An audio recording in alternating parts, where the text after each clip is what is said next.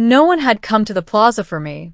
That much was obvious from the way the crowd surged forward when the sky split open and the alien ship descended like a falling moon. Thousands of people packed shoulder to shoulder beneath the scorched white towers of New Carthage, craning their necks, holding up hollow cameras, whispering the same word again and again. Riches. The broadcasts had promised it. An emissary from beyond the Orion Veil. A gift to humanity. Technologies that would end scarcity, cure diseases, unlock the stars.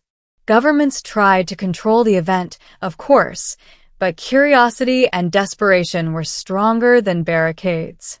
People sold everything they had to be here. Some knelt and prayed.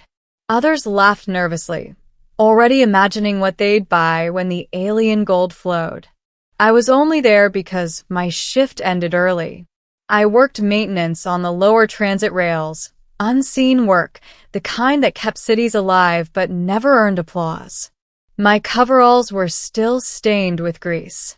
I stood near the back of the plaza, half hidden behind a cracked statue of some forgotten general, thinking I'd watch history for a minute and then go home. Then the ship finished landing, and everything changed. The craft was smooth and seamless, like a drop of liquid night hovering inches above the ground. Light rippled across its surface, bending the air. The noise died instantly. No engines, no heat, just silence, so complete my ears rang. A single opening unfurled, petal by petal. She stepped out alone. The alien girl, because that's what she looked like, impossibly young, was small and slight, with skin like pale silver and eyes too large to be human. She wore no armor, no crown. Just a simple garment that shimmered faintly, as if woven from starlight. For a moment, no one breathed. Then the crowd erupted. People shouted offers. Please. Names. Titles. Entire delegations pushed forward. Diplomats waving credentials. Corporate envoys broadcasting contracts into the air. Guards raised weapons, then hesitated, unsure who they were meant to protect or threaten. The alien girl watched it all calmly. She lifted one delicate hand. The sound vanished again, as if swallowed by the sky. A voice echoed inside our minds, not loud, not soft, but perfectly clear. People of Earth, I am Lyra of the Covenant of Spheres. A thrill ran through the crowd. This was it, the beginning. I carry authority to bestow a singular offering, Lyra continued. An opportunity that will reshape your world. Images bloomed above her. Cities powered by clean light, barren worlds turned green, ships leaping between stars. Gasps rippled through the plaza. Some people cried openly. But, she said, and the images faded, it may be given to only one. The tension sharpened like a blade. Lyra's gaze drifted across the crowd, unhurried. People straightened, smiled, whispered prayers. The richest, the loudest, the most powerful leaned forward, convinced destiny had finally noticed them. Her eyes stopped. On me. Before I could even process it, her arm lifted and her finger pointed through thousands of bodies, straight at where I stood frozen in my grease-stained coveralls. You, her voice said gently, come forward. At first, no one moved. Then the people around me stepped away, as if I'd been struck by lightning. Murmurs surged. Confusion turned to anger, then disbelief. Me? Security drones swiveled. A path opened unwillingly as I stumbled forward, heart hammering so hard I thought it might burst. I kept waiting for her to correct herself, to laugh, to point again. She didn't. When I reached the front, Lyra studied me with unsettling intensity. Up close, her eyes reflected entire galaxies, swirling and alive. State your name, she asked. I'm Elias, I said. Elias Rook. You were not summoned by power, she said, nor wealth, nor ambition. People shouted behind me now. Protests. Accusations. One man screamed that this was a mistake, that I was no one. Lyra didn't even glance at them. You were summoned because you were not waiting for riches, she said. I swallowed. I just wanted to see the ship. A flicker of something, amusement, perhaps, crossed her face. Precisely. She gestured, and suddenly the world shifted. The plaza vanished. I stood in a vast chamber of light, suspended above a floor that reflected the stars. The air hummed with energy. Lyra faced me alone now, the crowd gone, their outrage muted by impossible distance. Did you kidnap me? I asked weakly. In a sense, she said.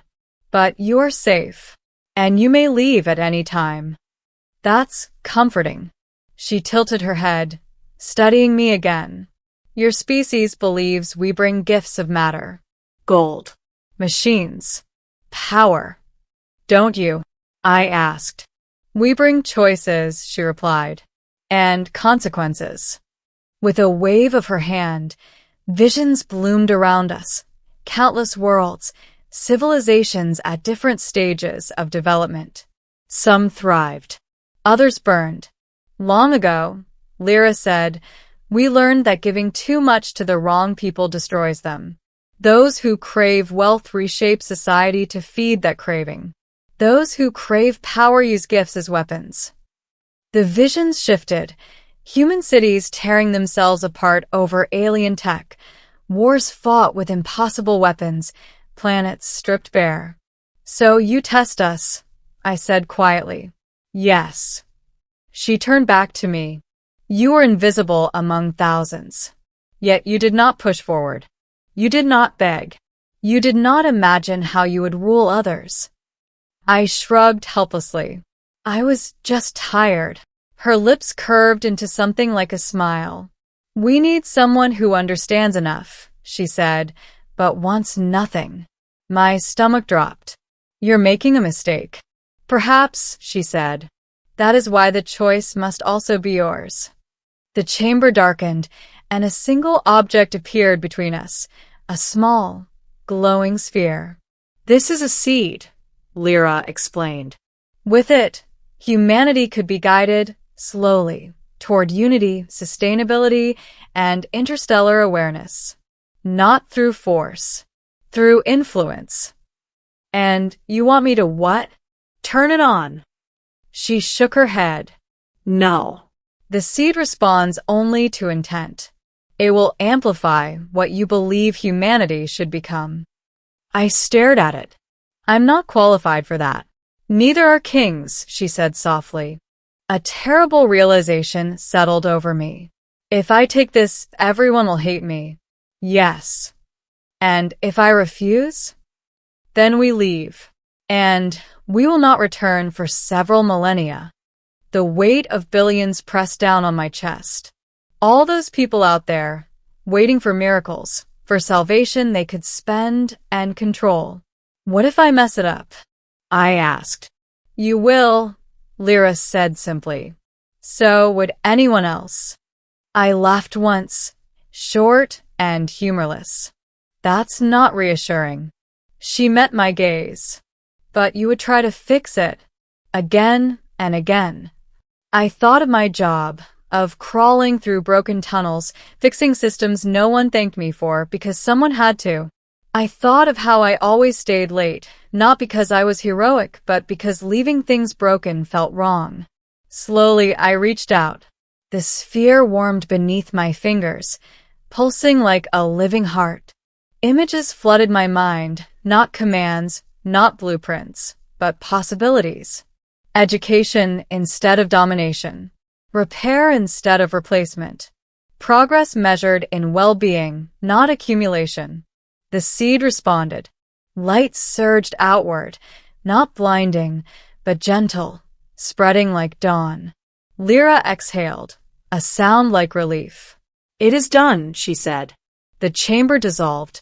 I stood once more in the plaza, the crowd frozen in awe as light cascaded across the city.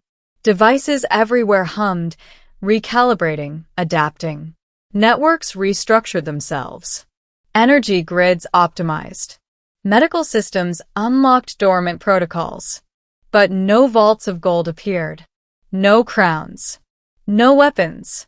People looked around, confused. Lyra floated above the ground, her voice echoing across the world. "Your future begins not with riches," she said, "but with responsibility." Her eyes found mine one last time. "Elias Rook," she said privately, "you will be blamed, Praised. forgotten, remembered." I didn't do this for that, I said. "I know," she replied. "That is why it worked." The ship began to rise, dissolving into light. The sky closed as if it had never opened.